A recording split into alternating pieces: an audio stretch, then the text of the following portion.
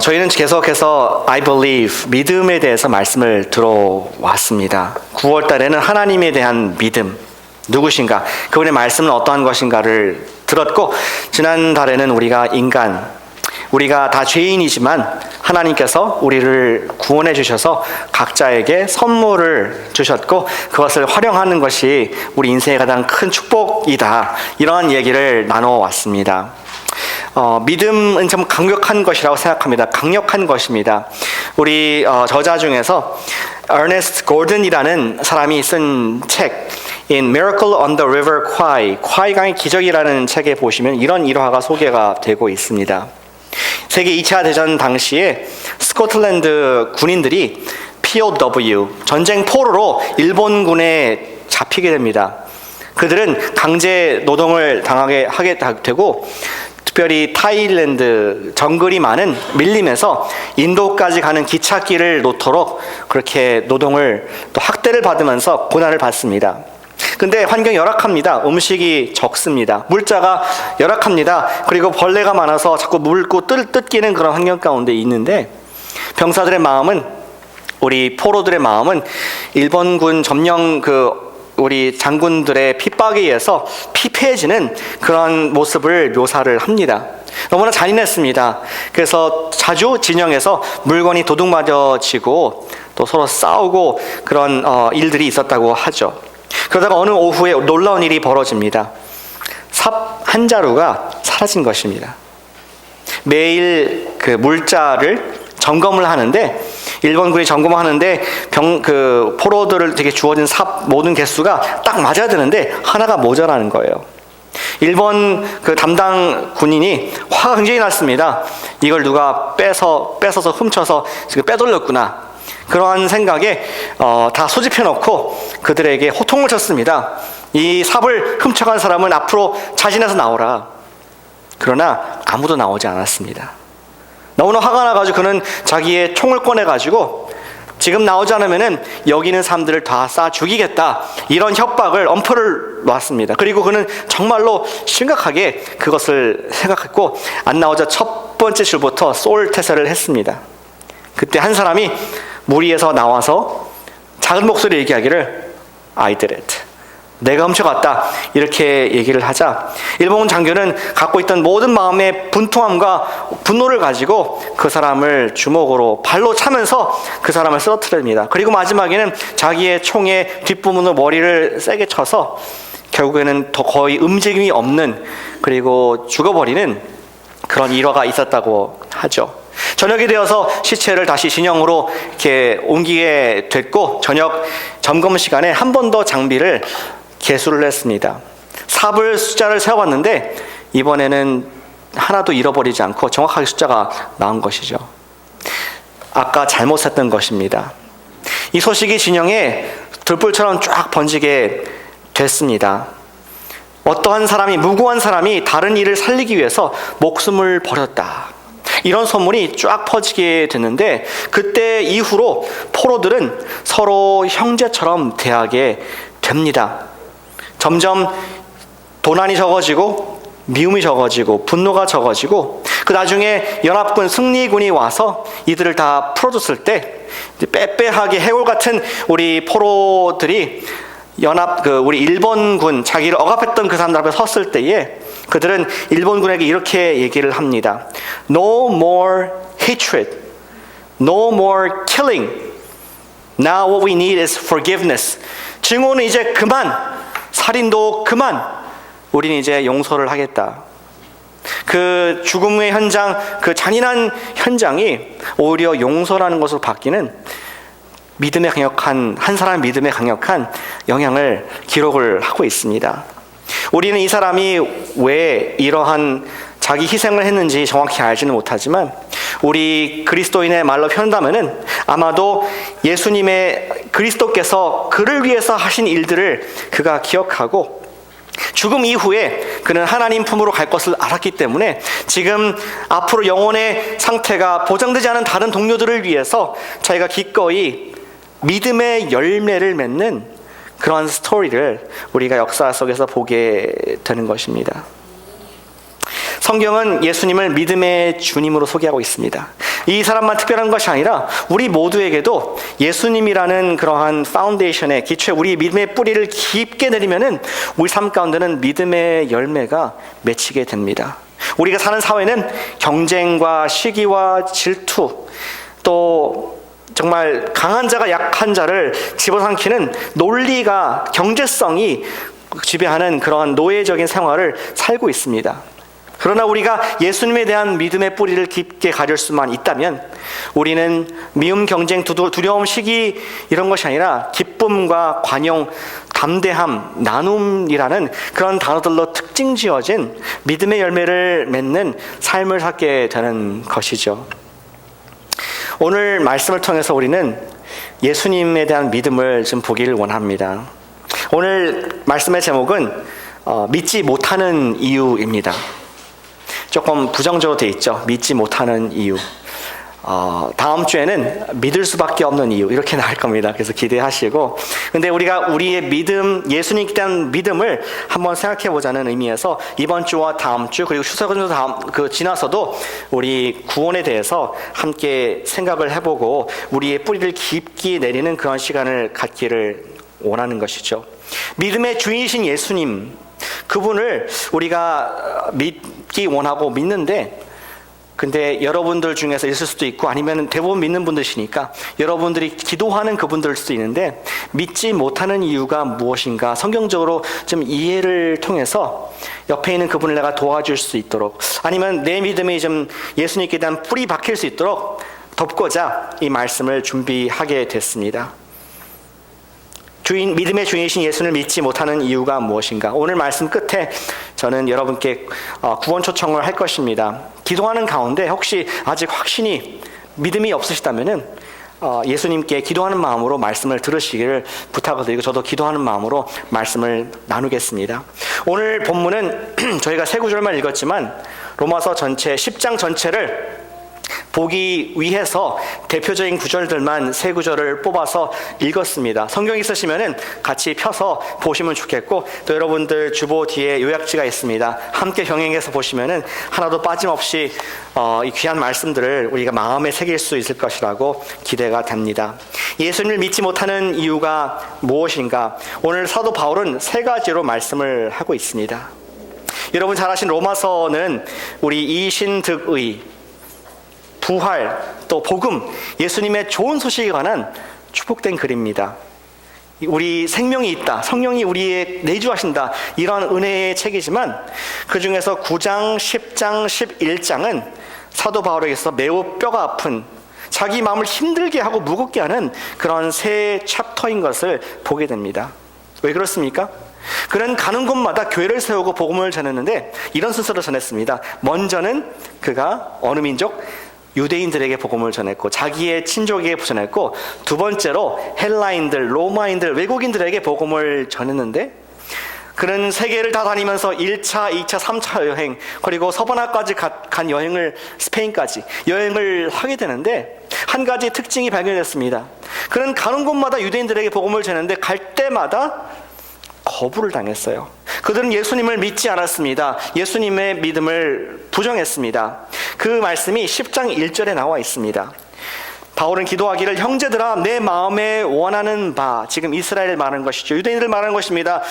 하나님께 구하는 바는 이스라엘을 위함이니 곧 그들로 구원을 받게 함이라. 내가 1장부터 8장까지 전 세계에 복음을 전한 그 아름다운 이야기, 구원의 얘기를 적었는데 정작 나의 flesh and blood, 내 친족은 예수를 믿는 사람이 너무나 적구나. 내 진정한 기도는 내가 만약에 주 앞에서 끊어질다 할지라도 내 친족이 예수를 믿는 것이다. 그렇게 얘기를 하면서 왜 예수를 믿지 못하는지 그 이유를 세 가지를 우리에게 마음 깊이 기록을 하고 있습니다. 첫 번째 이유는 무엇입니까? 첫 번째는 율법주의자, 자부심이 강한 사람들은 예수를 믿지 못한다고 바울은 설명을 하고 있습니다. 5절을 보실까요? 모세가 기록하되 율법으로 말미암는 의를 행하는 사람은 그 의로 살리라. 유대인들은 믿기로는 그들이 600개 넘는 율법을 온전하게 지킨 사람들은 의롭게 될 것이다, 구원을 얻을 것이라는 믿음이 확고하게 있었습니다. 완벽하게 지킬 사람 아무도 없었지만 그들은 노력을 했습니다. 구약을 연구하고 문자 그대로 여기 미간에 성경을 붙이고 여기 팔목에 성경을 붙이고 날마다 문설주에도 붙이고 그 말씀을 떠나지 않고자 순종하고자 애쓴 그런 율법적인 사람들인 것을 보게 되는 것이죠. 심지어 6절에 보시니까 이러한 마음이었습니다. 믿음으로 말미암는 의인은 이같이 말하되 내 마음에 누가 하늘에 올라가겠느냐 하지 말라. 올라가겠냐 함은 그리스도를 모셔내려는 것이 아니요. 조금 이상한 말씀이죠. 어떤 말씀이냐? 예수님께서 하늘을 영광스러운 곳에 계시지 않습니까? 구원을 완성하셨습니다. 부활하셔서 하나님 아들로 구원을 완성하셨는데 너희들 어떤 유대인들은 말하기를 내가 그 예수님의 위치에 올라가서 내가 하늘 끝에 영광을 취할 수 있을 만큼 율법적인 완벽한 예수님과 삶을 살 수 있다. 또 어떤 사람 말하기를 반대로 7절에 누가 무저갱에 내려가겠느냐 하지 말라 하니 내려가겠느냐 함은 그리스도를 죽은 자 가운데서 모셔 올리려는 것이 아니야. 예수님께서는 십자가에서 돌아가신 이후에 베드로후서에 보니까 그가 지옥까지 내려가서 정말 억눌린 자들을 풀어줬다고 말씀을 그들에게 사역했다고 말씀을 하고 있습니다. 근데 유대인들 중에서 어떤 사람들은 내가 예수님의 대속과 같이 내 스스로의 의와 율법으로 말미암아 그 자리에서까지도 내가 내려갈 수가 있다라고 생각하는 그런 사람들이 있었다고 지금 과장을 해서 바울이 얘기를 하고 있습니다. 우리가 의를 얻을 수 있는 방법은 무엇입니까? 그것은 바로 다름이 아닌 8절 보시면은 말씀이 내게 가까워 내 입에 있으며 내 마음에 있다 하였으니 우리가 전파하는 믿음의 말씀이라. 우리가 믿는 우리를 의롭게 한 그 말씀은 무엇이냐? 먼 곳 하늘 끝에 저 무저갱 끝에 지옥에 있는 것이 아니라 예수님께서 이미 이루셨기 때문에 그분에 대한 믿음과 그분께서 나와 함께 하신다는 믿음의 고백, 내 그분을 영접하는 고백만 있으면은 가까운 곳에 의를 얻을 수 있는 것이다. 근데 너희들 어떤 사람들은 율법주의자, 완벽주의자 있죠. 내가 그것을 완성해야지 이룰 수 있다고 착각을 하는 그런 사람들은 예수 그리스도의 복음을 믿을 수가 없는 사람들이다. 믿기 힘든 것이다. 이렇게 설명을 하고 있습니다. 누구든지 이제는 예수님의 이름을 부르는 자마다 구원을 얻게 될 것이라고 말씀을 했습니다. 그런데 유대인들은 이러한 복음이 걸림돌이었습니다. 왜냐하면 그는 예수님께서는 자기들이 생각했던 그런 메시아가 아니었거든요. 자기들은 이제 로마 정부로부터 구원해 줄 수 있는 백마를 탄 개선장군과 같은 보기 좋게 로마에 있는 저 보기 싫은 그 황제를 dethrone, 없애버리고 이스라엘 나라를 하나님 나라를 만성시킬 수 있는 그러한 정치적인 메시아를 꿈꿨었는데 아니 이 나사렛에서 목수 올라와가지고 촌 사람이 뭐 좀 똑똑한 말을 하다가 십자가에 죽었다. 그 가증스러운 사형틀에 잔인하게 죽었다. 그걸 보면서 나는 저 사람의 메시아인 것을 도저히 믿을 수가 없어. 아니 메시아라면 조금 더 멋있어야지. 조금 더 뭔가 좀 체계적이고 우리에게 뭔가 훌륭한 가르침을 주고 뭔가 원리를 따랐을 때에 하나님의 나라에 이룰 수 있는 그러한 뭔가 시스템을 줘야지. 이 메시아는 죽었다가 부활했다고? 말도 안 돼 하면서 유대인들은 도저히 믿지 못하는 그런 예수님의 모습을 보게 됩니다. 이렇게 생각이 됩니다. 여러분들은 First Day of School 자녀들 두신 분들은 First Day of School 학교 같이 가본 적 있으신가요? 작년에 올해는 못 갔는데 작년에 저희 아이들도 지금 첫째가 6학년 지금 둘째가 4학년 맞아요. 알고 있습니다. 작년에는 3학년, 5학년 이렇게 됐었습니다. 근데 제가 놀라운 사실을 하나 좀 관찰을 하게 되는데요. 보통 가게 되면은 앞에 반별로 선생님들이 쫙 운동장에 서 있어요. 그리고 그 반 앞에 그 학생들 이름이 있으니까 거기 해당되는 학생들은 선생님 앞에 쫙 줄을 이렇게 서게 됩니다. 첫날 선생님 얼굴을 잘 모르기 때문에 이름 보고 가요. 근데 제가 관찰한 것은 1학년, 2학년, 3학년까지 아이들이 줄을 쫙 섰는데 그 옆에는 거의 빠짐없이 다 엄마 아빠의 손을 붙잡고 있습니다. 그리고 엄마 아빠랑 같이 있기를 원하고 근데 조금 몇 줄만 더 옆으로 가면은 거기에 4학년, 5학년, 6학년 줄이 있는데 거기에는 거의 빠짐없이 애들만 쭉 서 있고 부모들은 저 뒤에서 안 보이게 어두운 곳에 이렇게 숨어 있습니다. 불편한 거죠. 다 큰 애들이 처음에는 2학년 때, 1학년 때는 엄마 아빠가 학교 와서 도시락도 주고 우리 발런티 하는 거 좋아하다가 이제 4학년, 5학년, 6학년 유스로 올라가면은 엄마 오지마, 아빠 오지마 하면서 창피하게. 여기는 그러한 못된 학생들이 다른 교회는 많이 있습니다. 근데 유대인들도 그렇게 생각했던 것 같습니다. 그들이 예수님 봤을 때 너무나 초라한 목수의 아들. 저 사람이 어떻게 구원 메시아냐? 다 큰 유대인들은 율법을 알고 하나님 말씀을 안다고 자처하는 사람들은 누추한 예수님을 믿기를 거부했습니다.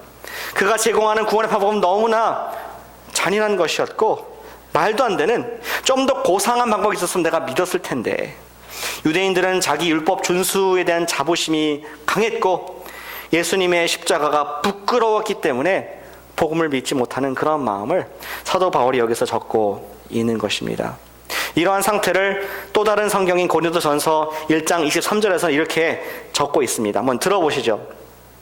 우리는 십자가에 못 박힌 그리스도를 전하니 유대인에게는 거리끼는 것이요 이방에게는 미련한 것이로되. 여기 유대인들에게 거리낀다 했을 때 우리 헬라어로 보시면은 scandalous라는 단어를 쓰고 있습니다. 스캔들이 나왔습니다.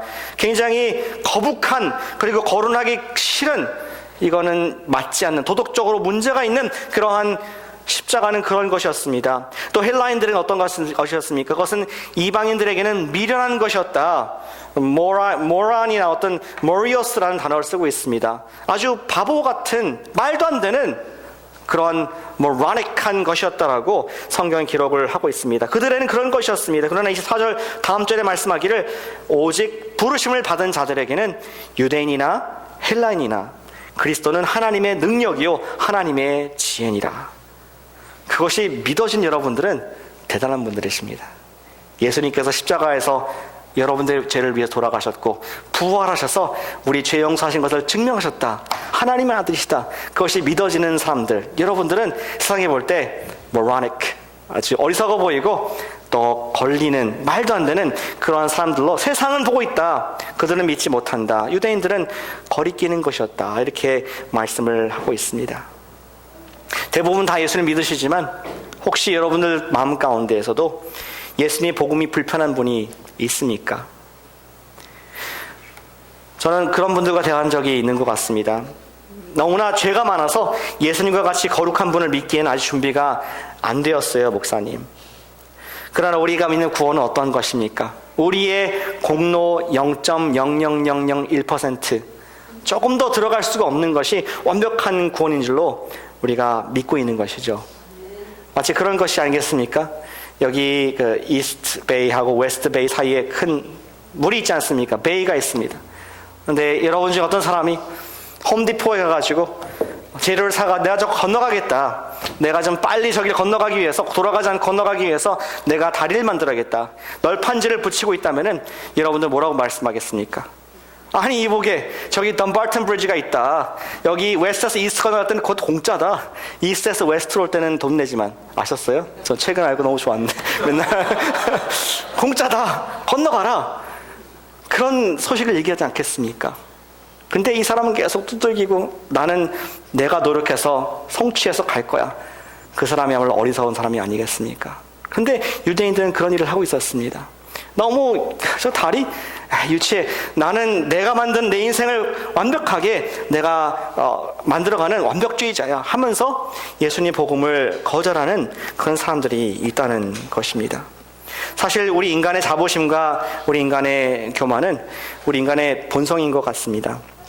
얼마 전에 저도 의사가 피검사를 하라고 3주 전에 저한테 연락이 왔는데 아직 안 갔어요. 왜냐면은 그런 마음입니다. 여기 의사분들한테 죄송한데 작년에 피검사 했을 때 의사 선생님이 목사님은 운동을 좀 하셔야 되겠다고 살도 빼시라고. 알겠습니다. 열심히 운동해서 하겠습니다. 근데 변화가 없거든요. 의사가 만나기 두렵습니다. 그래서 한 하루라도, 한 이틀이라도 운동을 조금 하면은 검사가 좀 잘 나오지 않을까, 피 검사가. 그런 마음에 안 가는 거죠. 이렇게 말한 건 내일 제가 검사 받으러 가려고 실토를 합니다. 근데 우리 그런 마음 있지 않습니까? 내가 예수님을 믿기 전에 내가 조금 더 깨끗해지고 조금 더 내 이 죄를 좀 덜어버린 다음에 예수님께 나아가고 싶다라는 그런 내가 의를 참고하고 싶은 1%의 노력이라도 하고 싶은 그러한 본성이 우리에게 있다는 것입니다. 근데 그런 본성 때문에 복음을 믿지 못하는 유대인들과 같이 이것이 걸림돌이 되는 연약함이 있음을 성경 우리가 설명을 하고 있습니다. 우리 적용은 무엇입니까? 복음을 믿기 위해서는 come as you are. 같이 해볼까요? come as you are. 있는 그대로 가야 됩니다. 우리 사람 만날 때 아픈 거 감추고 안 아파요 하면서 가는 사람이 없듯이 아픈 거 그대로 들어가고 아파요. 여기도 아프고 저기도 아프고 내가 죄인입니다. 주님 앞에 나갈 때 그 사람만이 겸손하게 나가는 사람만이 구원을 얻을 수가 있다는 것이죠. 구원의 문제에 있어서 우리는 자존심, 복음을 부끄럽게 여기는 마음을 내려놓아야 하겠습니다. 사랑하는 아버지가 우리 뒤에서 부르고 계심을 볼 때에 우리는 즉시 응답을 해야겠습니다. 우리가 첫 번째 복음에 나가지 못하는 이유, 또 여러분들 기도하는 그분이 나가지 못하는 이유가 어쩌면은 율법주의, 자기가 주인된 자부심 때문에 그렇다는 것을 성경은 우리 가르쳐주고 있습니다. 두 번째 믿지 못하는, 예수님께 대한 믿음을 갖지 못하는 이유가 있습니다. 그것은 미전도 세대, 미전도 종족은 복음을 듣지 못했기 때문입니다. 못 들었기 때문에 모르는 거죠. 너무 당연한 것 같지만 바울은 설명을 하고 있습니다. 14절부터 17절 말씀에 그 내용이 나와 있습니다. 14절에 보시면은 우리 한번 읽어보시겠습니다. 함께 같이 한 목소리 읽어보겠습니다. 14절입니다. 시작. 그런즉 그들이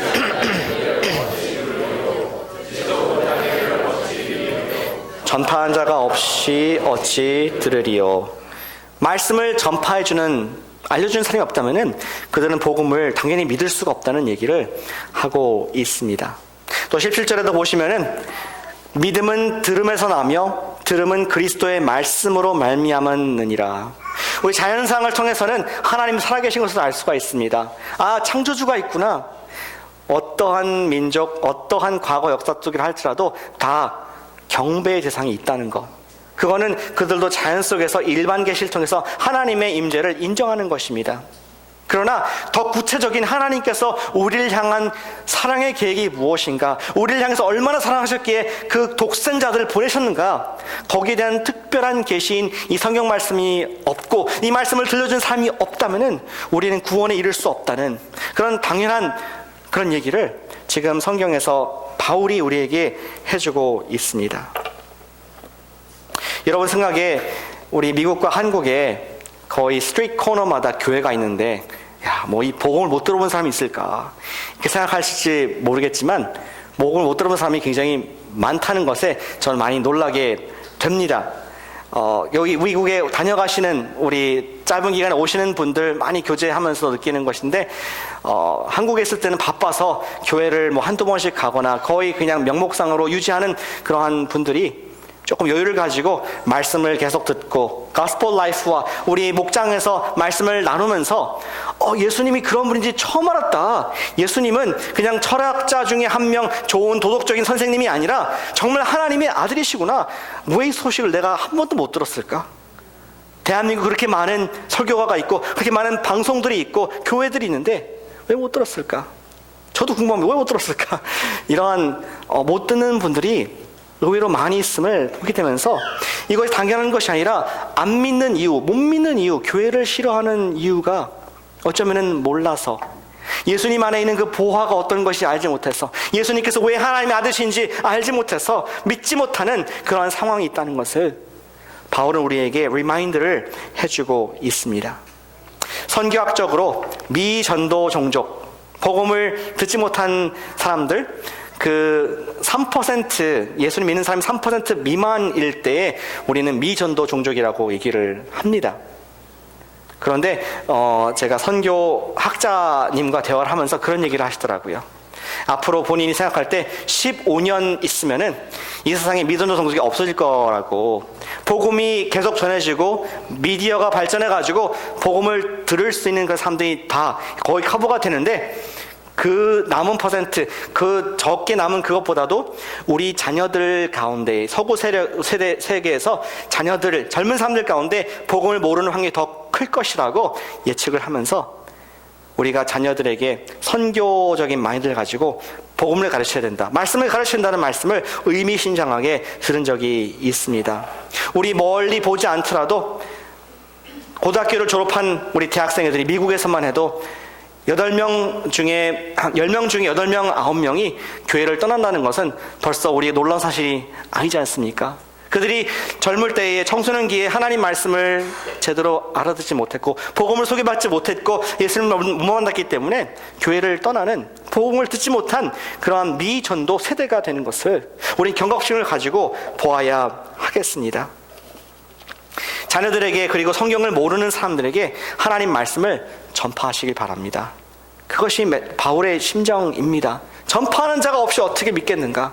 그 사람들은 아름다운 발이다 말씀하면서 우리에게 복음을 증거하라고 말씀을 하고 있습니다. 그들이 믿지 못하는 이유는 말씀을 알지 못해서, 예수님이 누구인지 소개해주는, 부활복음을 소개해주는 사람이 없어서 그렇다는 것을 기억하면서 우리가 돕고 기도하기를 원합니다. 그러나 세 번째 이유가 있습니다. 왜 예수를 믿지 못할까요?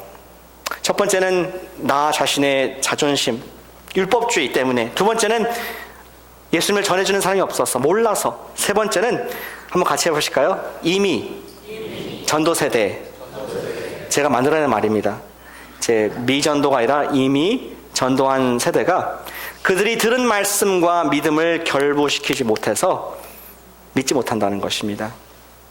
18절부터 21절 말씀 함께 같이 보시겠습니다. 18절 제가 읽습니다.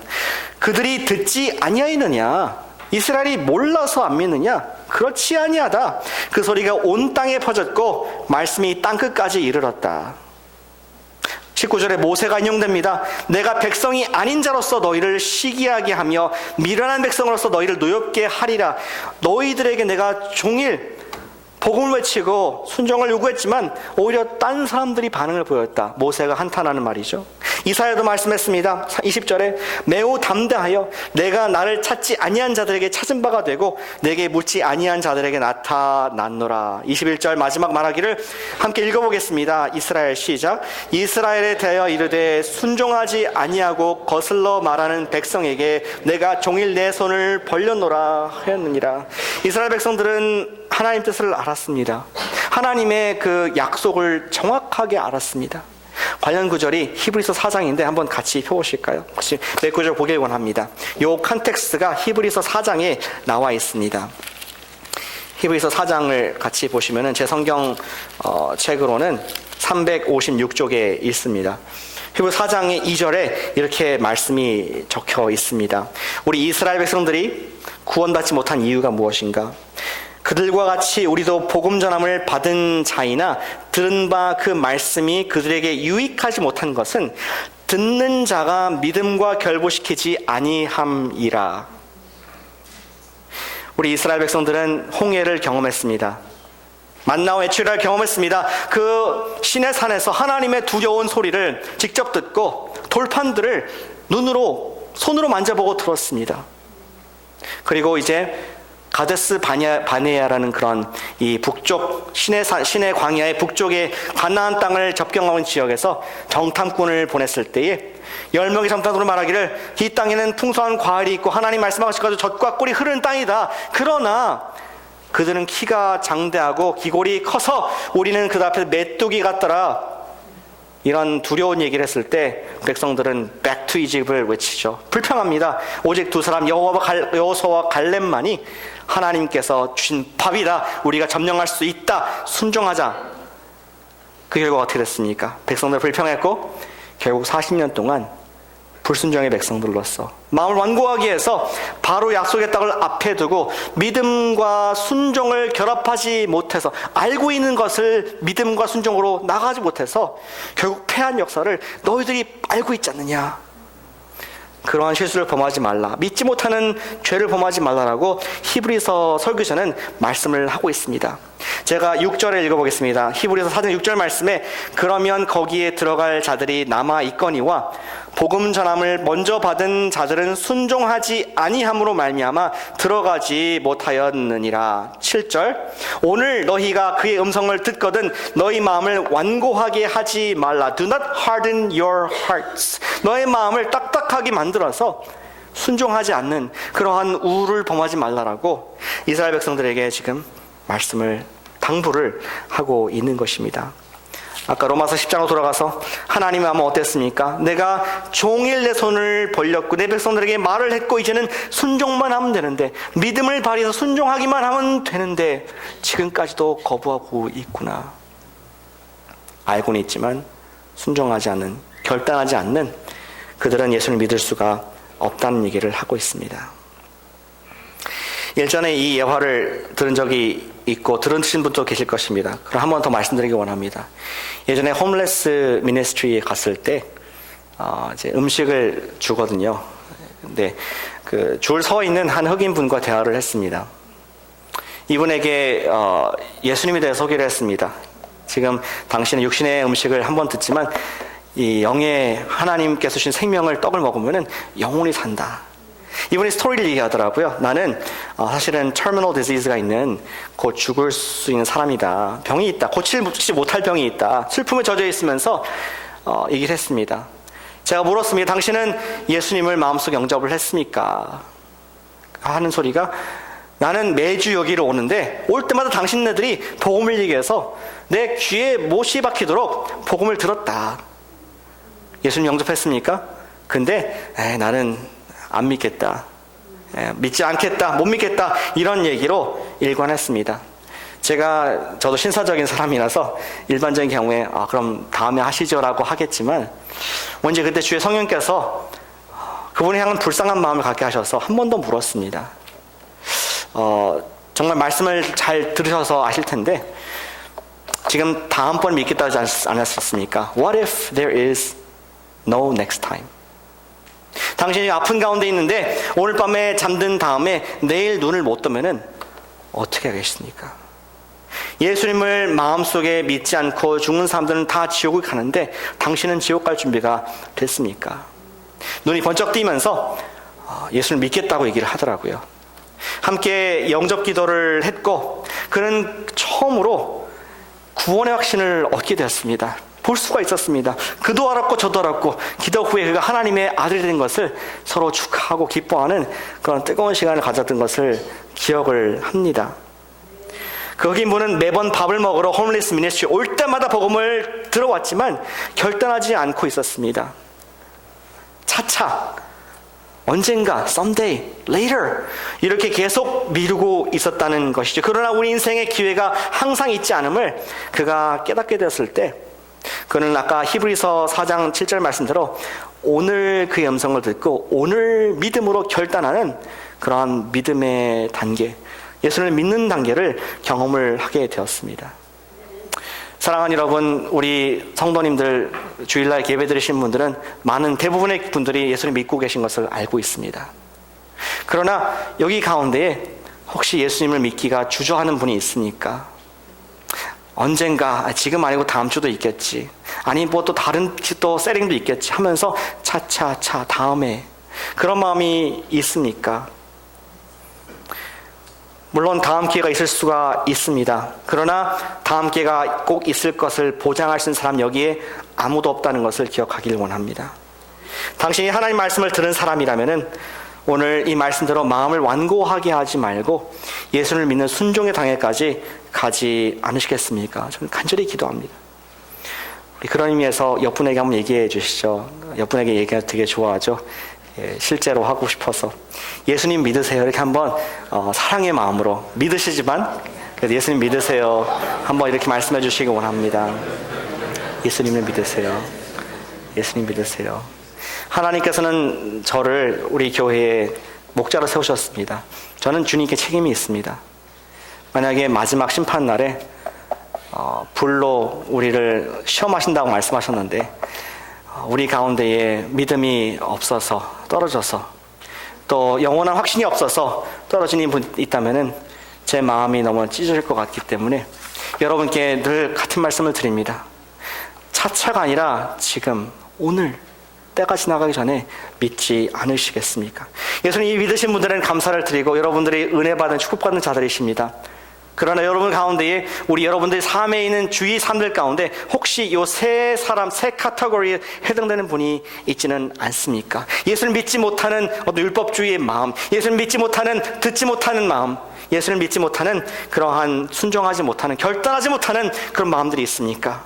우리가 예수 면접 믿은 사람들로서 그분들을 위해서 진심으로 기도해 주기를 원합니다. 주님, 이 스텀블링 블록, 이 거리끼는 것을 제거해 주셔서 이분이 인생의 가장 큰 복인 믿음을 선물로 예수님을 믿게 되는 영광을 허락해 주세요. 그런 우리 목장들 될 때마다, 그런 우리 교회가 될 때 우리는 영원히 여기서 끝이 아니라 영원한 하나님 나라에서 함께 영적 가족으로 왕노릇 할 줄로 믿으시길 바랍니다. 함께 기도하겠습니다.